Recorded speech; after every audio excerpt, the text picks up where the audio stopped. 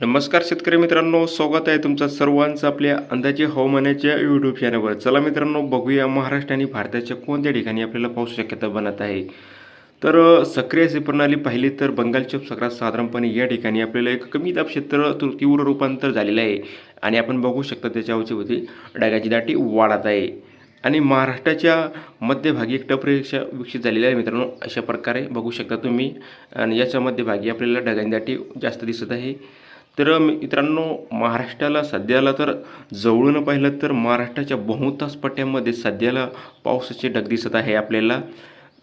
सातारा, अहिल्याबाईनगर, छत्रपती संभाजीनगर, बीड, जालना, मराठवाडा आणि मध्य महाराष्ट्राच्या बहुतांश पट्ट्यामध्ये तीव्र ढग दिसत आहे आपल्याला मित्रांनो. आणि या ठिकाणी तीव्र असा पाऊस आपल्याला पाहायला मिळू शकतो. गारपीटसुद्धा होणार मित्रांनो आणि हे पाऊस आहे ना पुढील 5 दिवस असंच असणार. रोज दुपारनंतर हा पावसाचा ढगांची दाटी वाढणार. तर मित्रांनो, आपण नकाशाप्रमाणे पाहू पुढील 5 दिवस आपल्याला कोणत्या कोणत्या जिल्ह्यामध्ये पावसाची शक्यता अधिक आहे.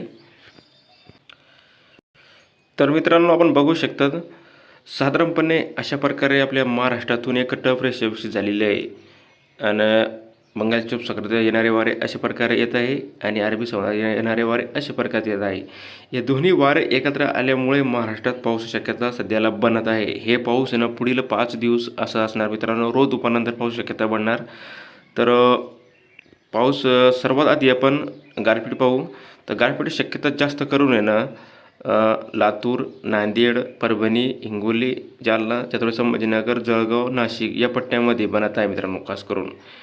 आणि पाऊससुद्धा आपल्याला जोरापैकी पाऊस आपल्याला सातारा, सोलापूर, सांगली, पुणे, कोल्हापूर या पट्ट्यामध्ये विजांच्या कडकडासह जोरदार पावसाची शक्यता आहे.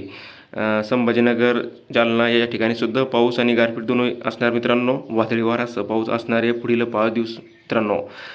तर सध्याकरता इतकंच. रोजचे अपडेट बघण्यासाठी आपल्या चॅनलला सबस्क्राईब करून सोबत ती बेल आयकॉनला प्रेस करायला अजिबात विसरू नका. धन्यवाद.